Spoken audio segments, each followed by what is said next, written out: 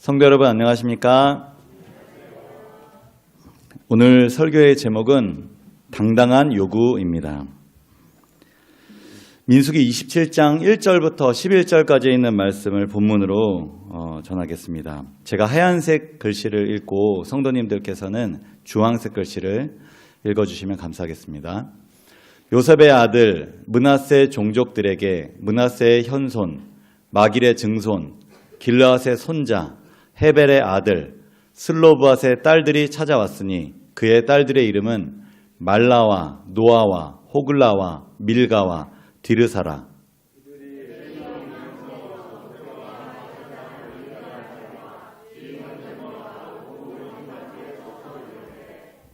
우리 아버지가 광야에서 죽었으나 여호와를 거슬러 모인 고라의 무리에 들지 아니하고 자기 죄로 죽었고 아들이 없나이다.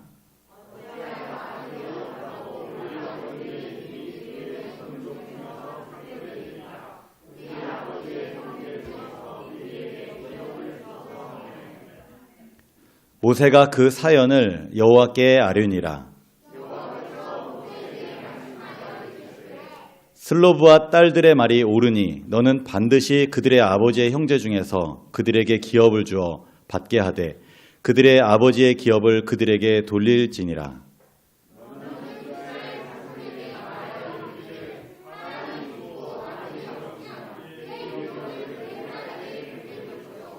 딸도 없으면 그의 기업을 그의 형제에게 줄 것이요.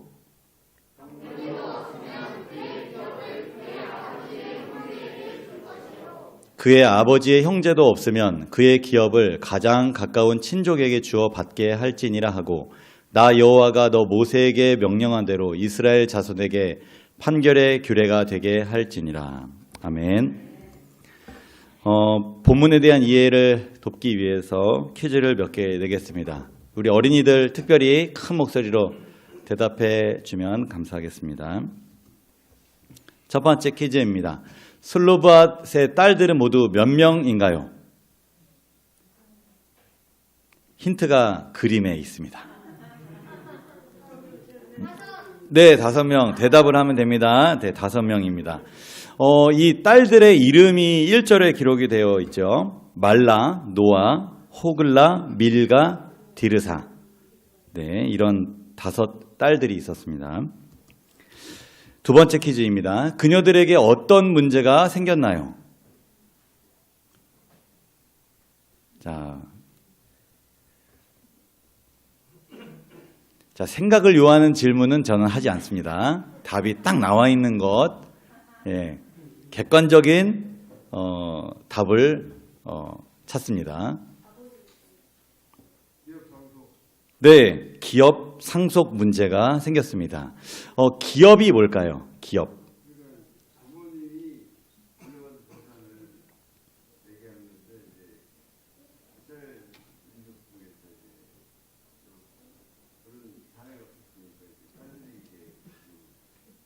감사합니다. 네, 우리 조태희 성도님께서 아주 자세하게 설명을 해주셨고요.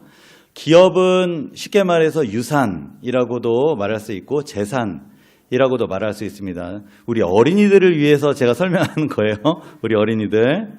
자, 기업이라고 하면 이 이스라엘 백성이 가나안 땅에 들어가게 됐을 때 물려받을 영토를 말합니다. 특별히 땅을 나눠줬는데요. 기준이 뭐였냐면 20세 이상 남성들에게 이 숫자대로 그 지파에 20세 이상 남성들이 있는 숫자에 따라서 땅 크기를 결정해 줬어요. 그런데 여기에 슬로브앗의 딸들은 원칙적으로 이 기준에 따라서 해당이 되지 않았습니다. 슬로브앗이라는 사람은 이미 죽었고요. 그에게 아들이 없었습니다. 딸들만 있었어요.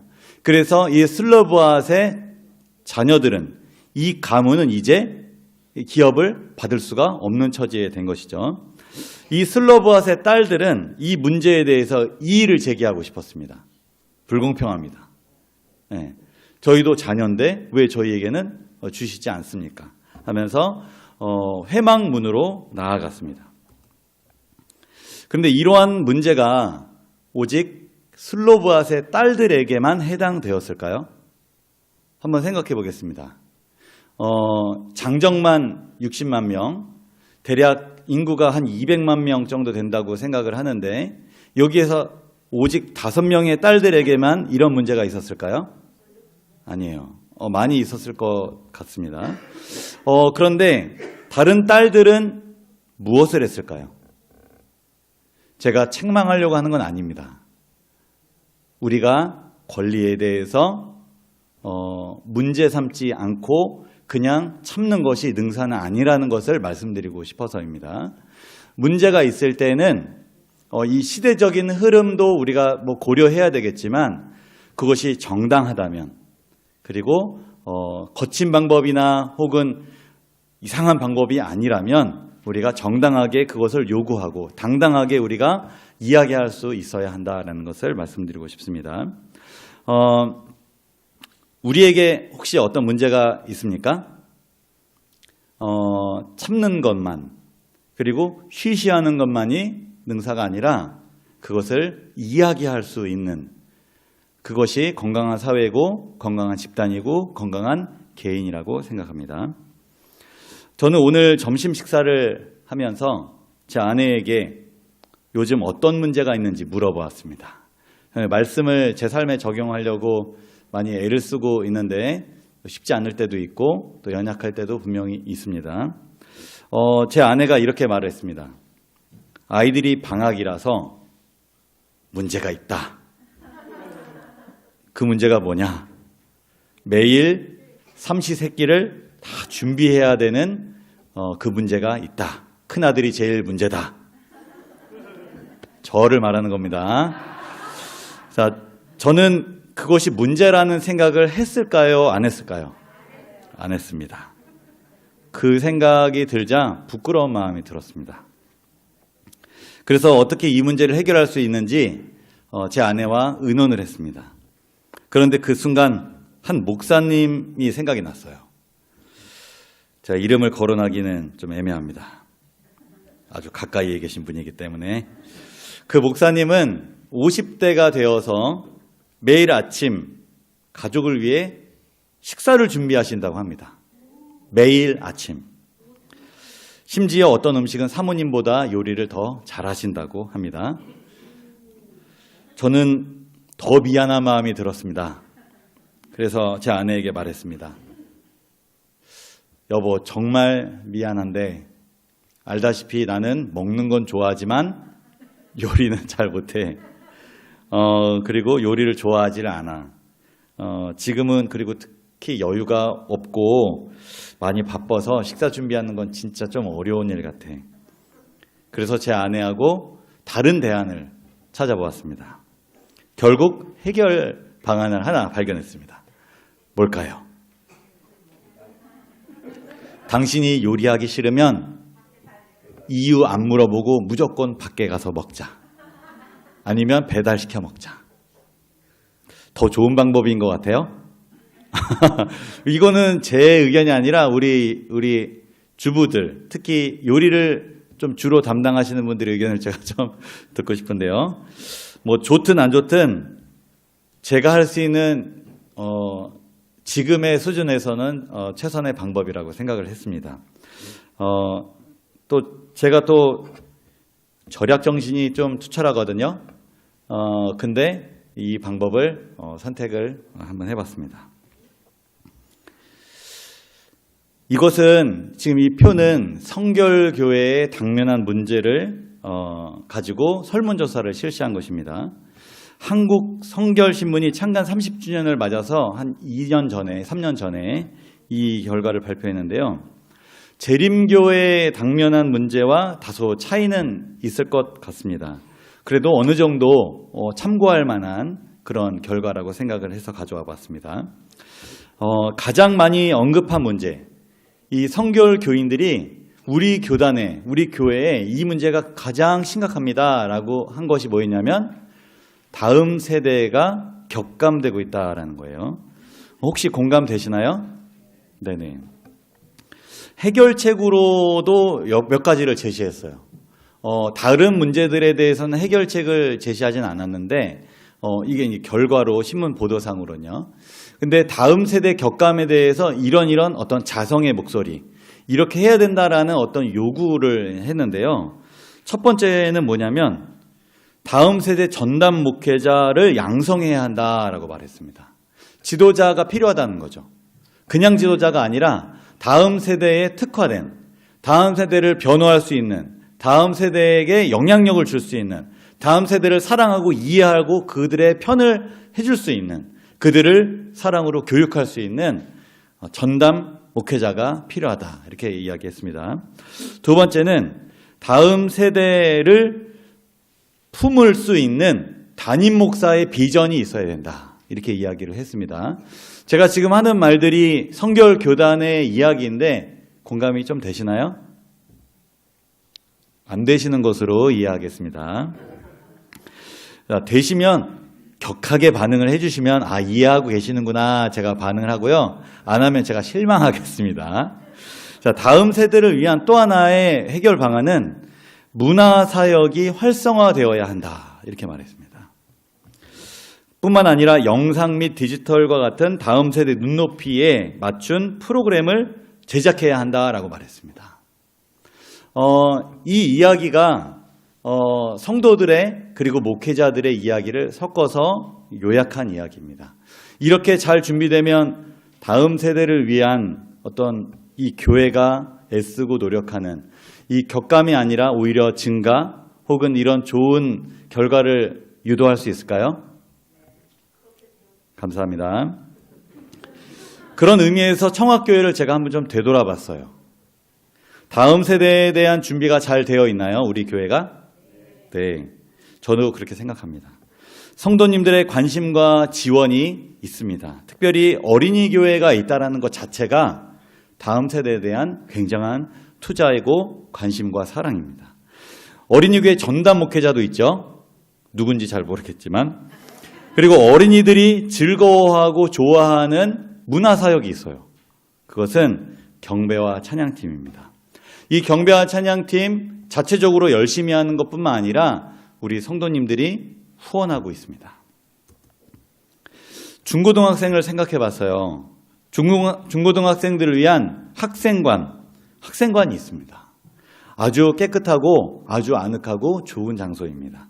그리고 이거는 제가 어느 교회나 어느 성도님에게나 정말 학생회를 제가 너무나 아주 적극적으로 자랑하고 홍보하고 있는데 헌신적이고 사랑이 넘치는 많은 지도교사입니다. 이런 정도의 그 관심과 열정과 준비가 잘 된 교사진, 이런 인프라가 있는 교회가, 학생회가 있을까 하는 생각이 들 정도로 굉장한 탄탄한 그 모습을 갖추고 있습니다. 학생들의 관심과 필요를 채워주는 다양하고 아주 좋은, 학생들이 관심을 자극할 만한 그런 프로그램들을 많이 또 기획하고 또 활동하고 있습니다. 그리고 또 지난주에 있었던 모습인데요. 청년들과 연합하여 이 봉사하는 이 즐거움을 아는 순수하고 착한 우리 학생들을 보면 이 청학교의 이 다음 세대에 대한 기대와 희망이 생기나요? 아멘. 청년에는 제가 굳이 말씀드리지 않아도 우리 이승용 목사님께서 너무나 열심히 지도해 주시고 계십니다. 이승용 목사님께서 건강에 이상이 생겼을 때가 있었는데요. 이때 이 청년들이 저는 솔직히 조금 타격을 입을 줄 알았습니다. 그런데 청년관에 가보니 열정이 넘쳐서 화이트보드에 매직으로 비상대책위원회 지워지지도 않게 그렇게 써가면서 이 자체적으로 회의를 하는 모습, 어떻게 하면은 우리가 이 청년회를 잘 유지할 수 있을까? 목사님이 부제시에 그런 모습을 보면서 얼마나 대견하고 얼마나 사랑스럽고 귀중한 우리 청년들인가, 얼마나 보석과 같은 다음 세대인가, 그런 생각을 하게 되었습니다. 아무쪼록 어린이, 우리 중고등학생, 우리 청년회, 이렇게 하나님께서 우리 청옥교회를 복주시고 붙드시고 계시는 이 모습을 우리가 볼 때 하나님께 감사를 드리지 않을 수 없습니다. 다음으로 이 다음 세대 격감에 대한 문제 이후에 그 다음 퍼센트를 많이 차지하고 있는 것들이 뭐가 있냐면 교인 및 새신자가 감소하고 있다는 것입니다. 저희 교회도 그것이 좀 해당이 되나요? 네, 새로 오시는 분들보다 돌아가시거나 혹은 낙심하시거나 아니면 교회를 이동하시거나 그런 분들이 훨씬 더 많은 것을 볼 수 있습니다. 교회에 대한 신뢰도가 하락하는 것, 이건 어떤 지역사회에 대한 문제일 수도 있고요. 우리가 속해 있는 가족에 대한 이야기가 될 수도 있습니다. 이런 것도 좀 심각한 문제 중에 하나인가요? 네. 그리고 성도들의 고령화. 이런 문제, 영적인 침체 문제, 이런 것들이 우리의 교회의 또 현실이고 극복해야 될 문제라고 생각합니다. 우리가 이러한 문제에 대해서 함께 고민하고 해결 방안을 모색해 볼 필요가 있나요? 네, 물론이죠. 모여서 이야기한다고 뾰족한 방법이 꼭 나오는 것만은 아닙니다. 하지만 함께 이야기할 수 있는 마음이 얼마나 중요한지 모르겠습니다. 이야기하다 보면 우리가 할 수 있는 범위 내에서 더 작은 방법들이 나올 수 있으리라고 생각합니다.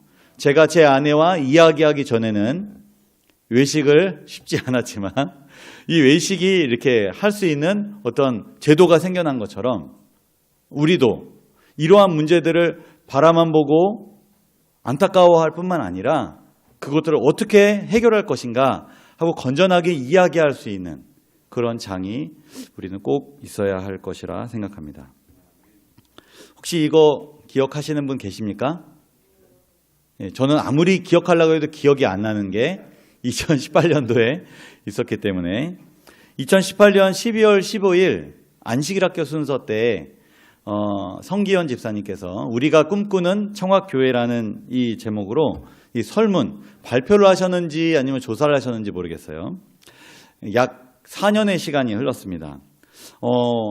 그때는 코로나 이전이었고 또 지금은 많이 좀 바뀐 부분도 있지만 그래도 많은 부분 적용할 수 있고 지금도 고려할 수 있는 부분이라 생각돼서 이 자료를 가져오게 되었습니다.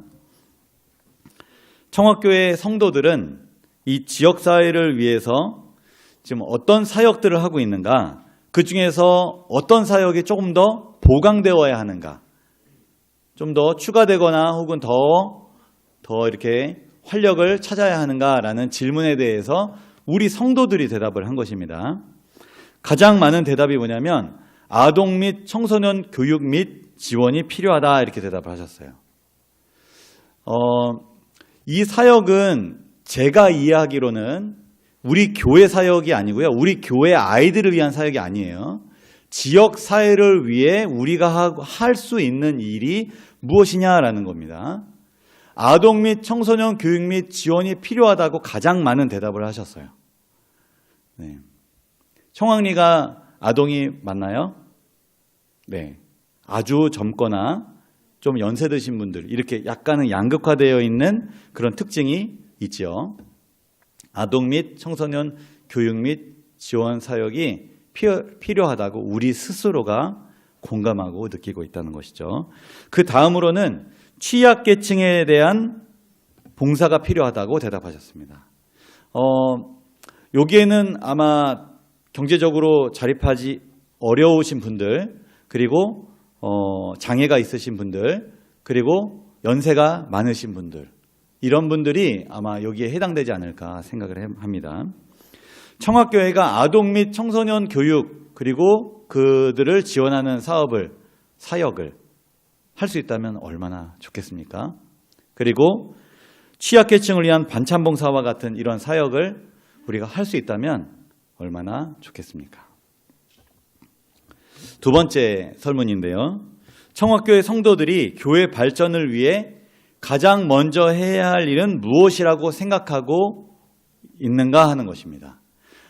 이것은 아까는 지역사회를 위해 우리가 무슨 사역을 해야 하냐라는 것이고, 이것은 우리 교회가 더 발전되기 위해서 우리가 먼저 해야 될 게 뭐냐, 우리 교인 스스로가 함께 힘을 모아야 될 게 뭐냐라는 질문입니다. 가장 많은 대답으로 이렇게 대답해 주셨는데요. 다양한 선교 활동을 개발해야 한다. 그리고 입교 후에 양육 프로그램이 강화되어야 한다. 이 두 가지가 가장 많은 대답이었습니다. 그 다음으로 시설 환경을 개선해야 한다라고 대답했습니다. 우리가 이것들을 하기 위해서 어떤 부서는 정말 더 열심을 내야 될 필요가 있습니다. 그리고 어떤 개인들은 더 많은 시간과 또 하나님께 드리는 헌금을 또 많이 해야 될 필요도 있습니다. 또 어떤 부서는 그것을 설득하고 또 이야기하고 또 운동을 일으켜야 될 필요도 있겠죠. 청학교에 다양한 선교 활동이 개발되면 어떨까요? 좋을까요? 아니면 나는 별로 관심이 없으니까 알아서 잘 하면 좋겠다 그런 마음을 갖겠습니까? 제가 잠시 후에 선교회에서 올해 계획하고 추진하고 있는 사역들을 제가 들은 것만 이야기 좀 드리려고 합니다. 청학교에 입교 후에 양육 프로그램이 강화되면 얼마나 좋을까요? 이런 고민들 많이 하지 않으신가요?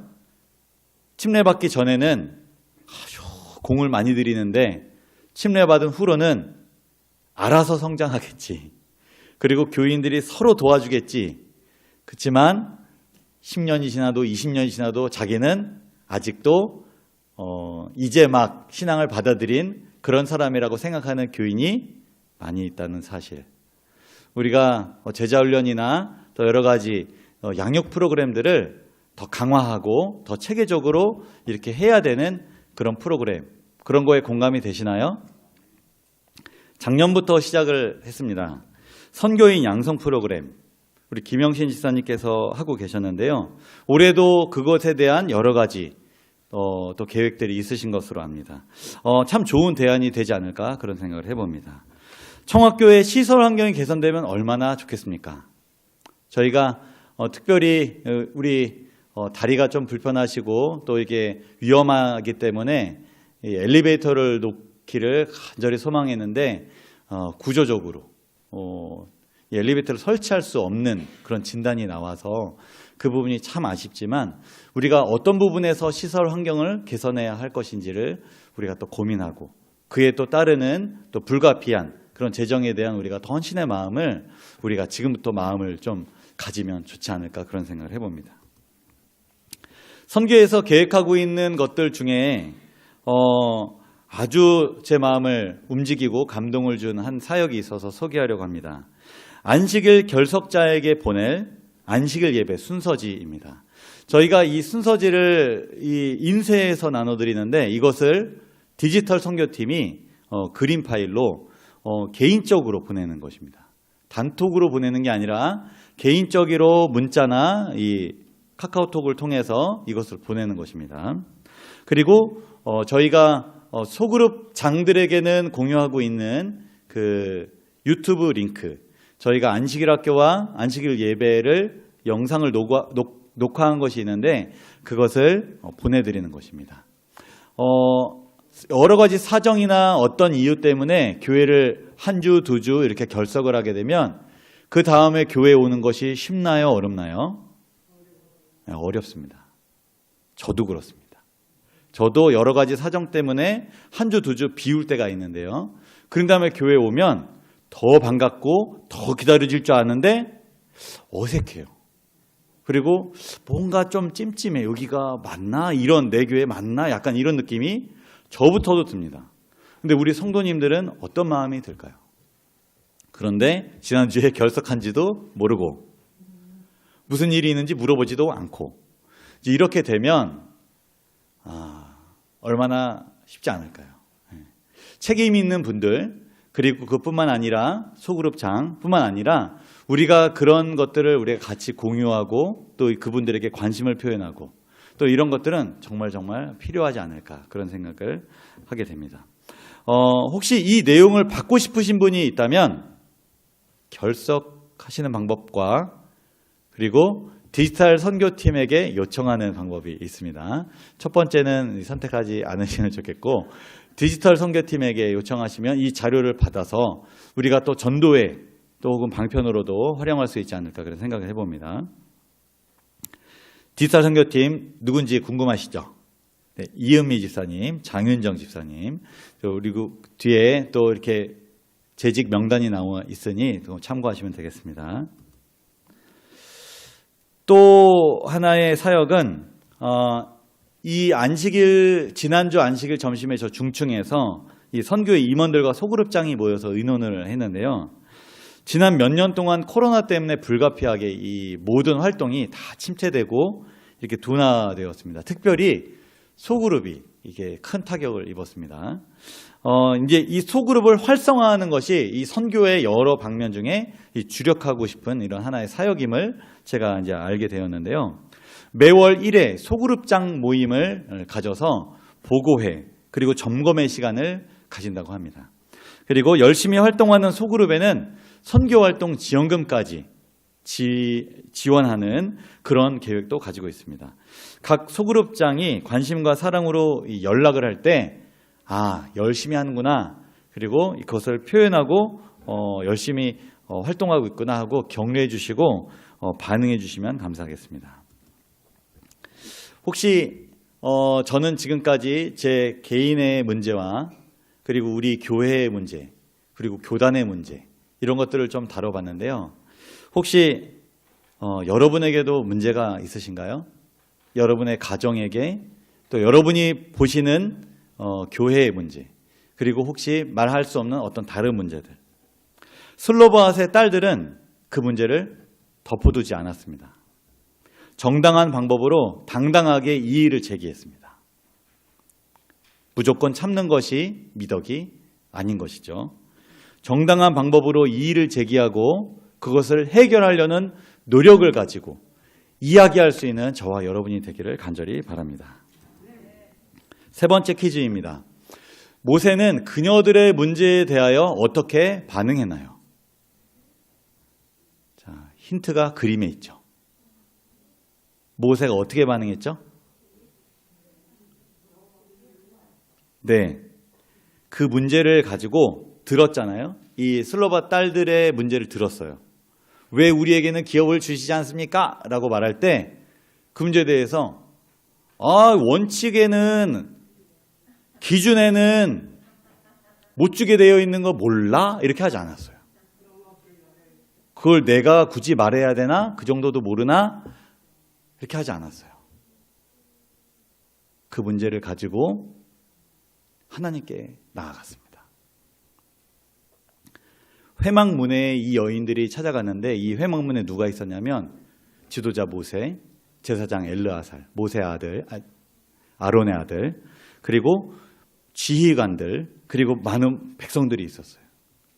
거기에서 직원회가 있었던 거죠. 직원회에서 의견을 나누고 결의할 수 있었어요. 결의했는데 안 됩니다. 이렇게 말할 수 있었어요. 그런데 모세는 정말 대단한 사람인 것 같습니다. 그 시대에 말도 안 되는 요구일 수 있었어요. 그런데 그 요구를 듣고서 잠시만요.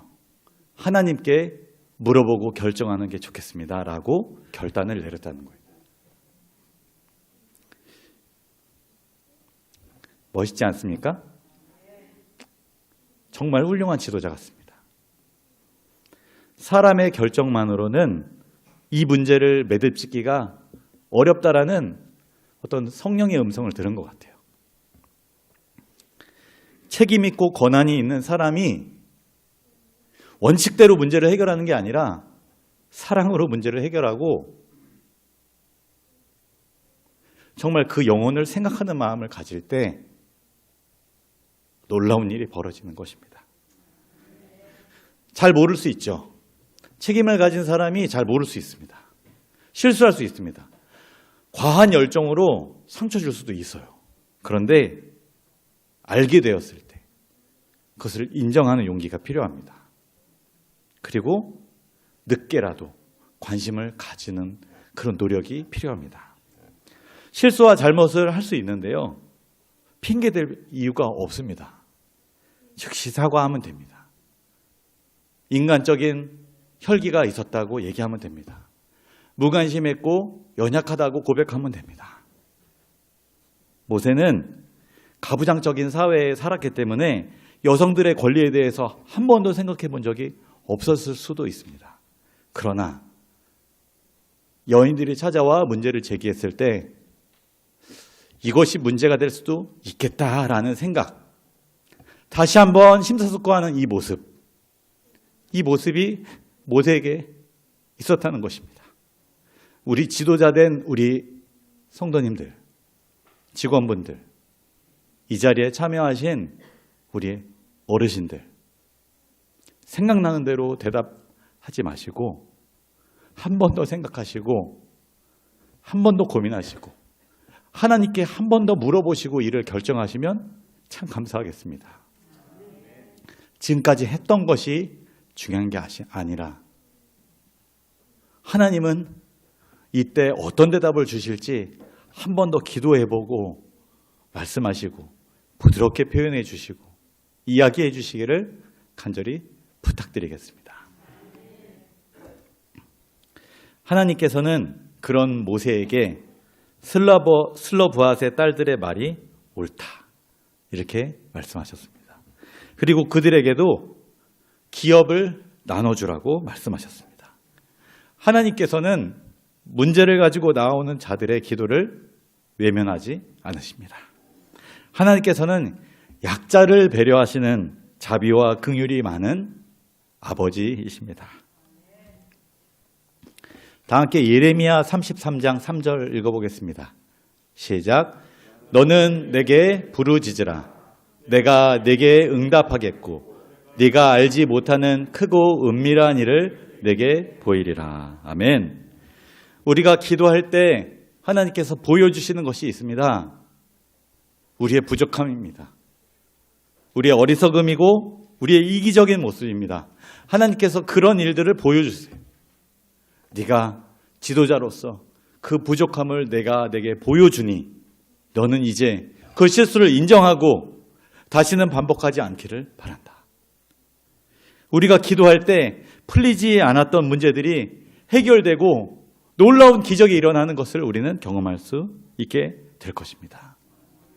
기도해야 할 것은 바로 지도자들입니다. 문제를 발견하고 그 문제를 해결하기 위해서 먼저 그 문제를 알아줬어야 되는데 그 문제를 나중에라도 알게 되면 그 당사자가 직접 이야기하는 그 고통 속에서 그것을 알게 되었을 때 이제라도 해결하려는 그 모습, 그것이 있어야 되지 않겠습니까? 여러분, 새해 인사가 좀 늦었는데요. 개묘년 새해 복 많이 받으시기 바랍니다. 그런데 이 검은 토끼가 어떤 문제를 가지고 하나님께 기도를 드리고 있을까요?